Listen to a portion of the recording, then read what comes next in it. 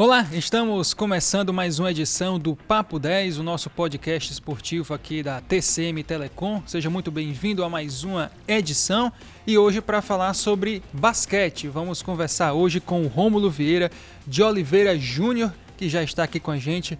Olá, Rômulo, seja muito bem-vindo ao Papo 10, é um prazer ter você aqui com a gente. Valeu, Júnior, eu que agradeço o convite, para mim é uma honra estar aqui falando um pouquinho do basquete, um pouquinho da minha história. Acredito que vai ser um papo bem interessante. É curioso porque eu acho que os telespectadores não sabem, mas eu sou muito ligado ao futebol, porém o esporte que eu mais pratiquei durante a minha vida toda foi o basquete. Muito por conta do meu pai, que foi jogador profissional de basquete lá no Ceará, atuou bastante, técnico de basquete inclusive até pouco tempo atrás. Então a minha infância e adolescência foi mais jogando basquete do que jogando futebol. Então quando tem esse assunto do basquete, eu já fico logo animado. Show de bola. Mas, Rômulo, vamos começar falando um pouco sobre você, onde você nasceu. Você é aqui mesmo de Mossoró, mas você se criou lá no Ceará. Como foi essa sua infância e já relacionado aí ao esporte? Justamente, né? Eu sou nascido e me criei aqui em Mossoró até os 16 anos, né? Eu comecei a jogar basquete aos 13 anos de idade no colégio, né? Colégio Dom Bosco. E aos 16 anos me surgiu um convite, né, uma oportunidade de ir jogar em Fortaleza, né? Ganhei uma bolsa de estudo 100% lá para estudar no Colégio Batista. E eu iria paralelamente participar da seleção do Ceará, né? Sub-16, Sub-17 e Sub-18. Eu passei 2 anos lá, né, até os 17 anos. Concluí o ensino médio lá e aprendi muitas coisas sobre o comando do Daniel Russo, né, que futuramente foi o técnico aí do basquete cearense. Hoje ele está em Boston, é uma grande referência para Fortaleza, uma grande referência para o Ceará. E eu sou muito agradecido por esses ensinamentos aí que eu tive a oportunidade de conseguir, de aprender. Você disse que estudou no Colégio Dom Bosco, então é um colégio salesiano, digamos assim? Isso, o Colégio Dom Bosco aqui, ele não tinha esse salesiano como os demais têm, né? Sim. Mas a gente acredita, eu acho que é da rede salesiana, é isso mesmo, né? A gente vê no Brasil todo aí a rede Dom Bosco, Salesiano Dom Bosco. Aqui eles não colocavam salesiano atrás, então não tenho a dizer com certeza se era do grupo salesiano ou se era um Dom Bosco, né? A parte hoje, pelo que eu sei, não existe mais, né? O colégio aí do Filgueira era o diretor daqui, né? E com relação a basquete na sua infância, você já desde o ensino fundamental, o ensino médio já começou a jogar basquete? Quem foi que lhe incentivou a entrar no esporte? Pronto, vamos lá. Eu tava no Colégio Dom Bosco, eu vinha descendo a escada, né? Eu tinha 12 anos, eu já pesava 112 quilos, já era um cara que eu tinha quase 1,90 m, né? Com 12 anos? Com 12 anos. E aí, o treinador, né? Se fosse eu, também teria feito o mesmo. Me abordou na escada e disse, rapaz, você tem que ir pro basquete, você tem que trabalhar não sei o quê, eu vou te ensinar isso e aquilo, isso e aquilo. E aí eu disse, não, beleza, eu vou lá fazer um treino com você. E aí, cara, no primeiro treino, né, eu aprendi anos depois isso, né, que é o esporte que escolhe a gente, né, e aí eu lembro disso. No meu primeiro treino, eu tive muita facilidade, entendeu? Eu fui o único atleta que de cara conseguiu fazer a bandeja, que de cara escutava o que o técnico dizia e já fazia certinho o que ele pedia, entendeu? Então, assim, eu percebi que eu tinha uma facilidade, né, E aí eu fui só investindo, eu fui treinando de forma natural, não pensava nessa época, era muito menino, pensava em ser jogador. Eu fazia porque eu gostava, até hoje eu faço porque eu gosto, entendeu? Eu amo o basquete, eu amo o esporte, e para mim é um prazer estar praticando o basquetebol. Com relação a isso, você ingressou no ensino médio, continuou jogando basquete, evoluiu, e aí surgiu a oportunidade de uma bolsa fora da cidade, mudança de estado. Como para você, já aí na adolescência, entendeu que o basquete estava lhe criando oportunidades até mesmo de mudar de cidade? Justamente, né? Quando eu fui para Fortaleza, lá é outro mundo, né? A gente ouve falar bastante do ensino do Ceará, que é um ensino muito bom, né? Eu de cara percebi que o treino lá era muito mais duro, era muito mais centrado, muito mais focado, entendeu? Então eu comecei a evoluir. Foi logo após isso, né, justamente que eu recebi o convite para o Fluminense, né? Aos 18 anos de idade eu tinha acabado o ensino médio, fazia 1 mês, 2 meses, estava cursando faculdade lá em Fortaleza também, jogando basquete. Cursando o quê? Eu estava cursando comunicação social, eu fazia publicidade e propaganda, sobre a influência da minha tia, né, que é minha tia sim, porque eu fui morar com ela lá em Fortaleza, né? É uma família que não era nada minha, mas que me abraçou. Muito obrigado, Cristiano, aí, se você escutar esse podcast, por essa oportunidade.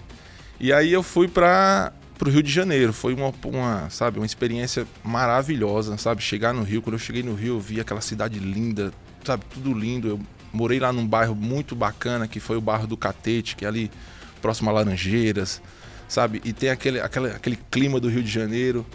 E foi muito bom, cara. Eu tive a oportunidade de jogar aí nessa idade, com 18 anos, com atletas renomados do Brasil. Eu joguei com o Olívia, que foi um jogador olímpico da seleção brasileira, que hoje o irmão dele que está aí se destacando, que é o Olivinha do Flamengo, entendeu? Então, joguei com Guto na época do Palmeiras, Guto no auge, Ricardinho, para quem é do basquete sabe quem é o Ricardinho, a gente fala que o Ricardinho é um dinossauro, porque jogou aí até os 41 anos, entendeu? Um cara, sabe, muito disciplinado. Eu sou muito grato porque eu tive a oportunidade, cara, de estar com esses caras disciplinados, sabe? Que tem uma mentalidade diferente, que enxergam o esporte de uma forma diferente. Enxergam o esporte mesmo como uma ferramenta de transformação, entendeu? E o esporte para mim foi isso, o basquete para mim foi isso. O basquete me proporcionou a conseguir muitas coisas. Eu consegui, como eu falei, a bolsa de estudos, publicidade e propaganda. Depois eu cursei educação física, cursei 2 anos de educação física. Então, assim, eu sou muito grato, de verdade, o basquete salvou a minha vida, né? E uma coisa que eu esqueci de falar, quando eu saí daqui de Mossoró, pessoal, eu pesava 141 quilos, entendeu? Era muito bom, muito inteligente no jogo, mas eu tinha esse déficit físico, entendeu? E quando eu fui para Fortaleza lá, em 1 ano, eu fiquei pesando 112 quilos. Então, o basquete salvou minha vida, entendeu? De todas as formas, no meu físico, no meu intelecto, nas minhas oportunidades, no meu relacionamento social, entendeu? Hoje eu conheço o mercado do basquetebol do Brasil inteiro. Conheço sobre tudo um pouco, cara. Conheço sobre estrutura, sobre salários, sabe? Sobre atitudes. Conheço o pessoal pelos bastidores, sei o que rola nos bastidores, sei o que não rola. E assim, sou muito grato, agradecido de verdade.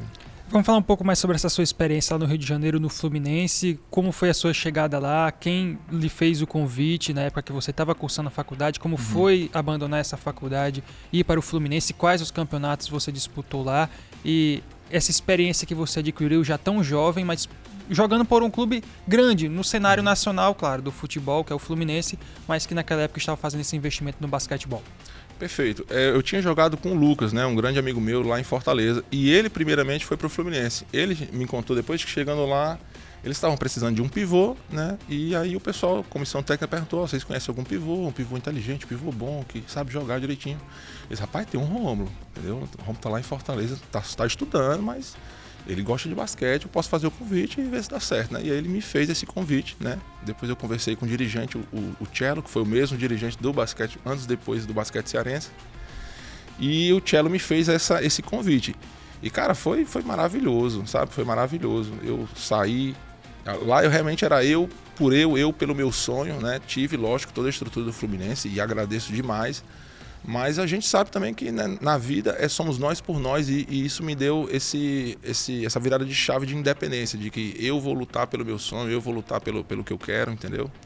E foi muito bom, eu passei 1 ano lá, a gente foi campeão juvenil em cima do Central, a gente também foi campeão do torneio Cariocão lá em Cabo Frio, o final foi lá em Cabo Frio. E cara, só tenho memórias boas, não consigo lembrar de nada negativo que me deixou para baixo, não. Foi só coisa boa, graças a Deus. E depois do Fluminense, quais foram os próximos passos que você tomou aí na sua carreira? Como foi a saída de lá e esse retorno? Pronto, depois do Fluminense, cara, eu tinha um grande amor, né, no Ceará. Inclusive é a mulher que eu sou casado hoje, a mãe da minha filha. E eu tava muito apaixonado e queria voltar por ela, entendeu? E eu acabei deixando o Fluminense de lado, né, para voltar pro Ceará, né? A princípio eu não fiquei no Ceará, eu voltei aqui para Mossoró, passei aqui em Mossoró 1 ano estudando para cursinho, sabe? Eu já tava com outra cabeça. Você tava com quantos anos nessa época? Nessa época eu tava com recém-completados 20 anos. Então foi tudo muito novo para você. Com 16 foi para Fortaleza. Justamente. 18 Rio de Janeiro, 18 de janeiro e 20 voltou. Isso, voltei com 19 um pouquinho, né? Aí daqui completei os 20 aqui estudando. Foi quando surgiu esse projeto, né, embrionário aí de acho que 10, 12 anos atrás, que foi o projeto do basquete cearense, né? Ao comando do Alberto Bial, né, o grande cabeça desse projeto todo, ele que idealizou isso, ele reuniu aí várias peças aí para lhe ajudar, que foi o Cello, o Goni Arruda, o Espiga, né, que hoje é o técnico principal. E juntou essa galera todinha e eu tive a oportunidade de participar graças a um relacionamento que eu tinha anteriormente com o Daniel Russo, com o Cello, né, me conheciam. Tive a oportunidade de ir lá fazer um treino experimental. Eu ia passar uma semana só, né? Os testes seriam uma semana. Esse teste acabou se prolongando por um mês, né? Não, vamos deixar mais rolar aí, vamos deixar rolar. E assim, sou muito grato por tudo que eu aprendi, porque um divisor de águas para eu passar nesse teste, né, foi justamente a percepção do esquema tático, né? A noção de espaço, né? Jogar de cabeça em pé, tá entendendo? Ter uma boa leitura do jogo. E isso foi um grande diferencial para mim, graças à minha bagagem que eu tinha ganho aí anteriormente no Fluminense, na seleção cearense. E acabei passando no teste, graças a Deus, foi o meu primeiro grande salário, né? Digamos assim, né? Eu ganhava aí com 18 anos mixaria, aquela ajudinha de custo. Mas agora era um time realmente que estava ingressando no caminho profissional na principal competição que foi reformulada quando criaram o NBB, né? Justamente. Era um projeto, assim como é hoje, acredito eu ainda, era um projeto milionário, né? Era um projeto que envolvia muito dinheiro, né? A gente, na época, o patrocinador master da gente era a Sky, junto com o governo do estado, entendeu? Então, assim, era um projeto que só contava com os melhores jogadores do Brasil, né? Porque para estar no NBB a gente sabe que tem que ser os melhores realmente. E ali foi onde eu cresci mais ainda, né? Porque se eu já tinha aprendido coisa com o pessoal anteriormente, imagina agora que eu chegando no NBB, sabe? Jogadores aí de elite, renomado, Drude, André Góes, que hoje está na Facisa. Quem acompanha basquete sabe que é um craque, é um gênio do basquetebol. Felipe Ribeiro, que foi muitos anos campeão, muitos anos capitão do basquete cearense. Camisa 33 dele, justamente, praticamente imortalizada no clube. Foi aposentado agora, exatamente, né? Ou vai ser ainda, que é a camisa também do Larry Bird aí, número 33. E, cara, só convivi com os melhores, né? Nos anos subsequentes, Marcos Toledo também, atleta de seleção brasileira. O Jimmy, que posteriormente também pegou seleção brasileira. O Davi pegou seleção brasileira. Entendeu? Então eu tava com os melhores, né? E graças a Deus aproveitei muito bem essas oportunidades. Cresci bastante no basquete, aprendi muita coisa. Ganhei o dinheirinho, né? Fiz o meu pezinho de meia. E é isso. Dali foi só alegria, só sucesso. Passei 4 anos lá jogando NBB. Né? No primeiro ano não existia a Liga de Desenvolvimento Sub-22, né? Era só adulto. Então eu passei pro adulto. Mas nos 2 anos subsequentes, eles implementaram o projeto do Sub-22, né? Que até hoje, quem é de lá e quem entende de basquete, fala desse título nosso que a gente conseguiu lá no basquete cearense, né? Para quem não sabe, eu junto com Davi Rosseto, Sualisson, Eric Rodrigues, Vitor Guzmão, a companhia toda, Alexandre Paranhos, que está hoje no Corinthians, Flávio Espiga, que é o técnico principal hoje, a gente junto conseguiu o feito de fazer 28 vitórias em 28 jogos. Nós fomos campeões invictos, me orgulho muito disso. Esse campeonato aí foi sensacional pro aprendizado da gente. Qual foi o ano? 2014? Foi 2014 para 2015. Sim. Isso mesmo. E assim, para mim, esse ano foi o ano que eu mais cresci na minha vida. Por quê? Porque eu jogava no adulto, eu era titular no adulto e também jogava no Sub-22. Então, cara, a gente não parava. Quando a gente não tava jogando no adulto, a gente tava jogando no Sub-22. Quando a gente não tava treinando com adulto, a gente tava treinando pro Sub-22, entendeu?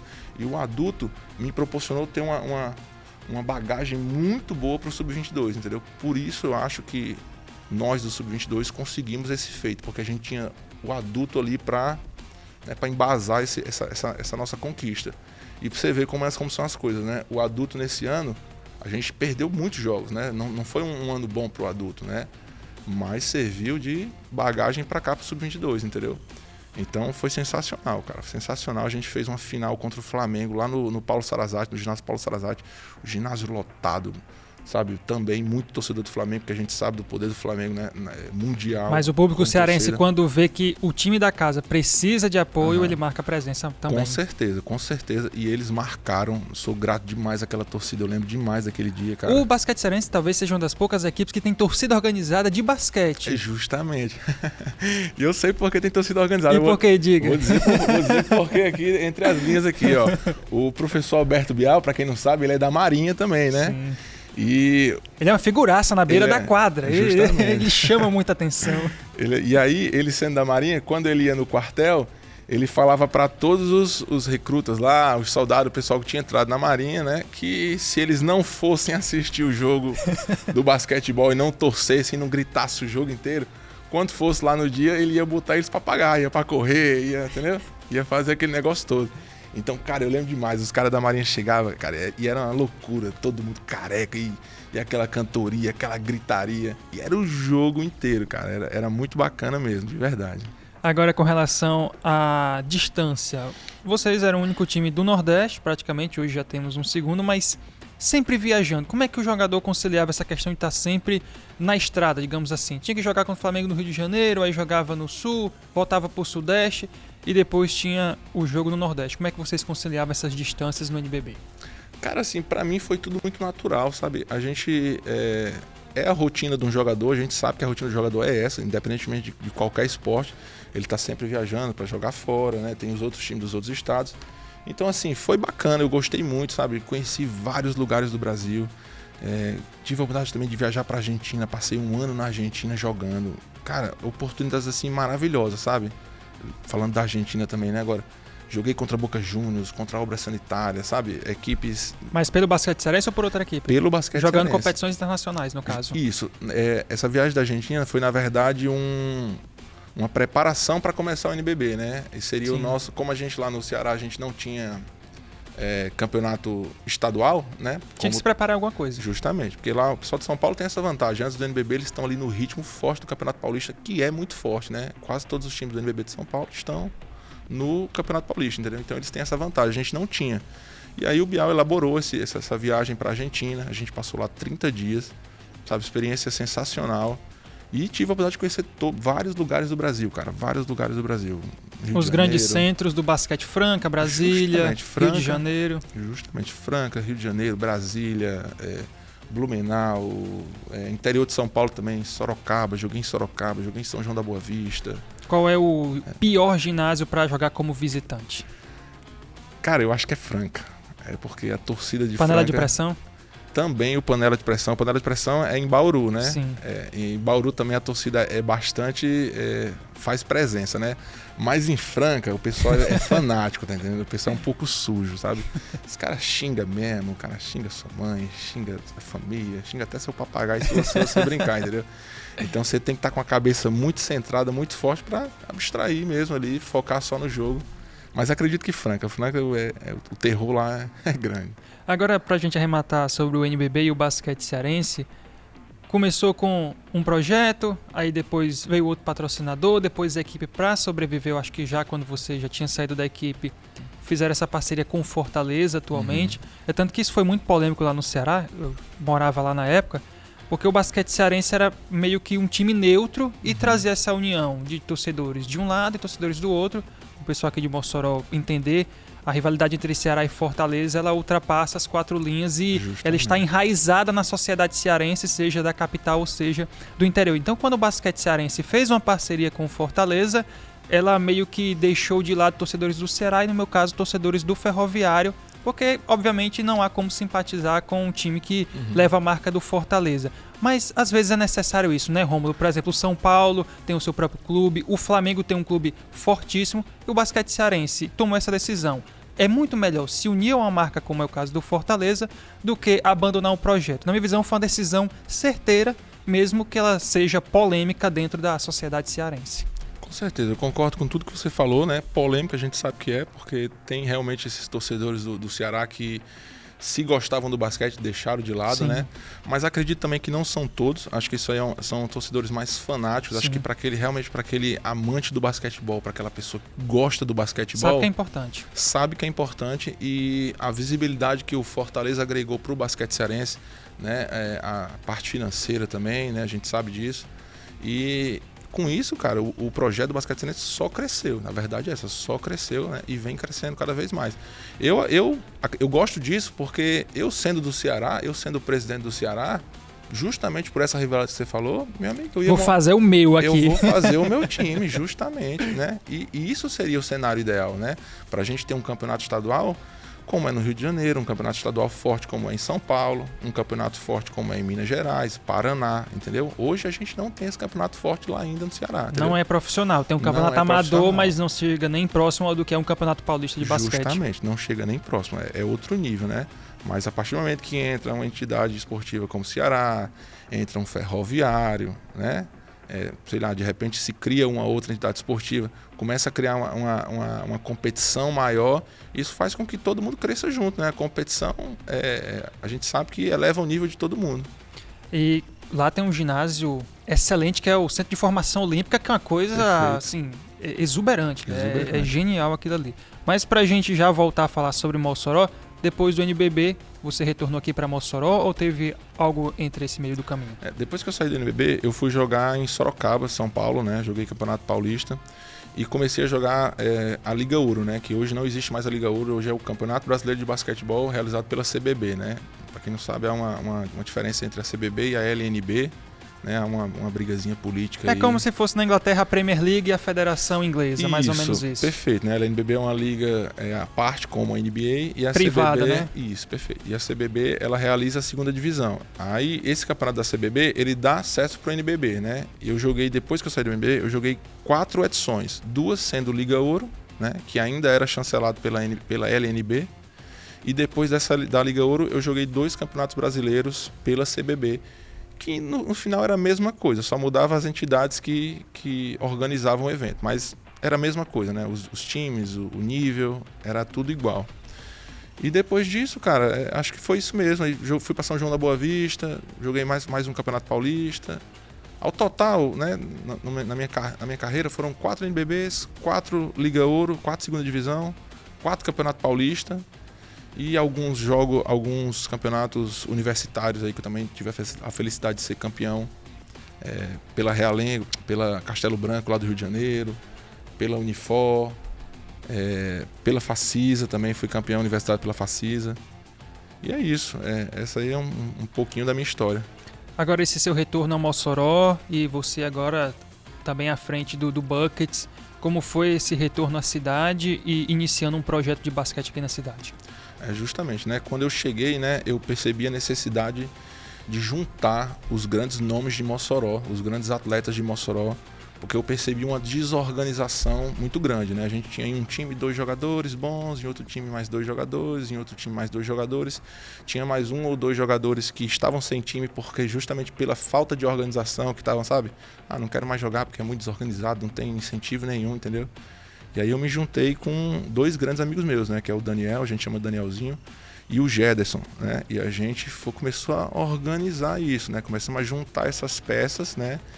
Antes a gente nem pensava em campeonato estadual, a gente queria só ter um treino de qualidade, a gente queria só, né, aumentar um pouco o nível do dia a dia nosso, né? Daquela vivência dia a dia, treinamento. E aí aos poucos as coisas foram se encaixando, né? A gente participou da Copa Mossoró, participamos do Campeonato 100 Municipal, fomos campeões. Participamos ao total de 4 competições, fomos campeões nas 4, estamos invictos nessa temporada de 2022. A temporada de 2022 se encerra agora esse final de semana atrasado o calendário com o campeonato estadual, né? As finais vão ser realizadas agora lá em Açu, amanhã contra o ABC, e a gente passando pelo ABC, a gente vai jogar no domingo contra o ABB JFL, né? Que é a equipe mais forte a ser enfrentada pela gente, né? E eu acredito muito no potencial da nossa equipe, entendeu? Hoje a nossa equipe, ela é amadora no quesito legal, documento, né? Nós ainda somos uma equipe amadora, mas nós somos muito organizados, entendeu? Até mais organizados do que outras entidades esportivas que estão legalizadas no papel, né? Devido ao nosso querer mesmo, a nossa vontade de fazer as coisas organizadas, entendeu? O grande plano agora para esse 2023 é realmente legalizar tudo, né? De forma documentada, legalizar o Buckets, de repente aí conseguir uma parceria com alguma entidade esportiva de Mossoró, um MEC, um Potiguar, um Baraúnas, tá entendendo? Ou então nós mesmos seguir o nosso caminho ali, né, solitário, de forma organizada, que é criando associação esportiva, né, conseguindo aí com vereadores, emendas, empresas privadas aí, algum patrocínio, né? A gente sabe que tem várias brechas aí pra gente conseguir esse dinheiro. E a gente quer cada vez mais se profissionalizar, né? Para isso, eu sei que precisa do dinheiro, a gente precisa de dinheiro, né? Porque quem alça voo, quem quer voos maiores, a gente precisa ser mais organizado, entendeu?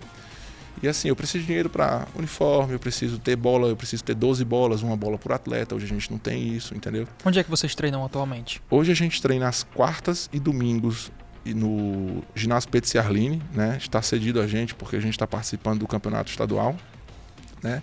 E a gente treina também na praça pública. Lá na Rio Branco a gente treina às 8 horas da noite, nas terças e quintas, às vezes segunda-feira, né? Tudo depende do nosso calendário de jogos que vem se aproximando, né? Mas geralmente é isso, quarta e domingo Pedro Ciarline, terça e quinta Rio Branco. E os outros dias são academia, cada um faz o seu trabalho físico onde preferir, entendeu? É o que eu tô dizendo, a gente precisa se organizar mais ainda. Eu quero trazer, o meu plano, né? Trazer um técnico aí de fora, né? Uma pessoa centrada que tem o conhecimento, uniformes bons, bolas, como eu já falei, cones, ter um ginásio, sabe?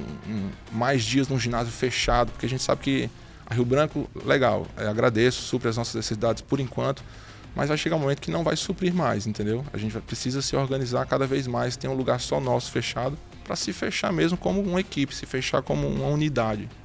Para a gente arrematar, já chegando na reta final do nosso podcast, como é que você avalia o basquetebol do estado e também de Mossoró? Há espaço para o crescimento do Buckets a nível estadual? Com certeza, eu vejo hoje num processo de fortalecimento, né? De 2 anos para cá, 1 ano e meio para cá, o basquete do Rio Grande do Norte vem se fortalecendo bastante. O basquete de Mossoró nem fala nisso, porque quem vivencia o basquete de Mossoró sabe que esse último ano foi um divisor de águas, entendeu? Realmente os jogadores se uniram, né? Hoje a gente tem os melhores jogadores de basquetebol da cidade na equipe do Buckets, né? Agora, recentemente, a gente até mudou para Mossoró Buckets, né? Pra gente ter essa ligação mesmo com a nossa cidade, né? Até uma pegada mais franquia, né? Isso, Mossoró Buckets. Justamente, perfeito. Foi genial, foi muito boa, muito boa. E aí a gente com certeza enxerga muito crescimento, acho que a gente vai crescer cada vez mais e se profissionalizar cada vez mais, é isso que a gente busca. Rômulo, agradeço demais pela sua presença. Obrigado, foi um ótimo papo. Falar sobre basquetebol é sempre muito importante. O espaço está sempre aberto aqui para você. Sempre que tiver competições, inclusive durante o final de semana, queremos informações sobre aí as vitórias que vocês vão conseguir. Todas as competições também podem mandar informações para a gente. E fica aí as suas considerações finais para a gente arrematar esse podcast. Show de bola, meu amigo. Eu quero agradecer a oportunidade de estar aqui falando um pouquinho da minha vivência e também do nosso projeto aqui, o Mossoró Buckets. E se Deus quiser, eu vou voltar aqui e vou trazer aqui o caneco, que é o mais importante. O caneco, o troféu é o mais importante, né? E a gente quer ganhar, a gente está com sede nos olhos, tá todo mundo motivado. Essa semana os treinos foram excelentes. Eu enxergo uma sincronia muito maior, uma energia positiva rondando o grupo, entendeu? E, meu irmão, vamos para cima. Vamos. Se Deus quiser, Mossoró vai representar muito nosso estado ainda no basquetebol. Valeu, Rômulo, agradeço pela sua presença. Valeu, então é isso, pessoal, chegamos ao final de mais uma edição desta nova temporada do Papo 10. Faço o convite para você acompanhar a gente nas redes sociais, através do tcmnoticia.com.br, Instagram, Twitter, demais plataformas. Você que está no YouTube, deixa o like, compartilha, inscreva-se aí no nosso canal e divulgue para mais pessoas o nosso podcast. Vou ficando por aqui, até mais, a gente volta aí na próxima semana. Valeu, pessoal. Tchau. Valeu.